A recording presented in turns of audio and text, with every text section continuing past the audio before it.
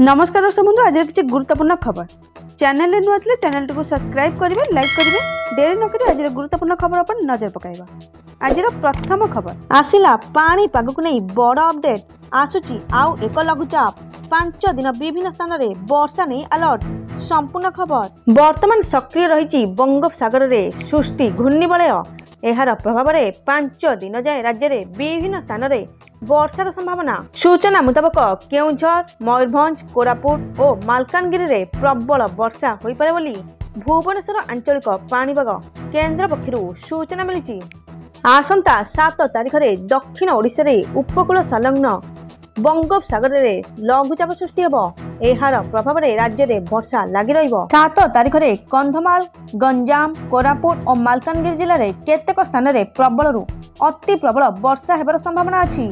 एही सबु जिले में 10 ରୁ 20 सेंटीमीटर पर्यंत वर्षा हो पारे। जना पड़ी कि आसंता 9 तारिख जाए राज्यर विभिन्न स्थान में प्रबल वर्षा बोली पाणीपाग विभाग पूर्वानुमान करछि जहाँकि सूचना मिली। परवर्ती सूचना 53 वर्ष पर रथ यात्रा दुर्लभ संजोग सकाଳେ नुहे एथर संध्यारे गड़े 3 रथ संपूर्ण खबर रथ यात्रा पुरी रे एबेठारु उत्सव मुखर हो गले कहीं केवड़ू भक्त माने कालिया सात को देखापी पुरी को धाई प्रति वर्ष चलित वर्ष 7 जुलाई में महाप्रभु रथ यात्रा उत्सव पालन एथर रथ यात्रा पूर्व दिन अर्थात आज एक दुर्लभ संजोग सृष्टि होईची।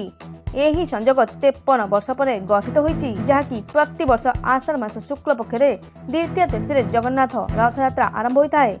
यही तिथि 7 जुलाई रविवार दिन पड़ुची हेले चतुर्थ तिथिर क्षय होगा कारण शुक्ल पक्ष दिन कम होउची। एही कथा को ध्यान रखी रथ यात्रा रे गोटे दिन पूर्व कराउथिबा परंपरा भी 7 जुलाई रे पूरण करा जिवो।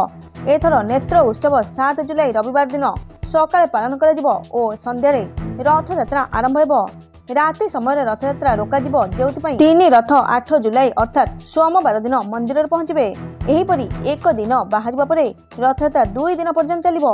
एभली संजोग 53 वर्ष पर 1971 मसीह घटिला जहाँकि सूचना मिली। परवर्ती सूचना वर्तमान एकाठी हेब किसान और कालिया योजना कृषक को मिल 2 गुण फायदा संपूर्ण खबर कृषक मान एक बड़ घोषणा कर राज्य सरकार एणिकी राज्य सरकार कालिया योजनार लाभवान होइतिबा हिताधिकारी माने प्रधानमंत्री किसान योजना रे सामिल हेबे।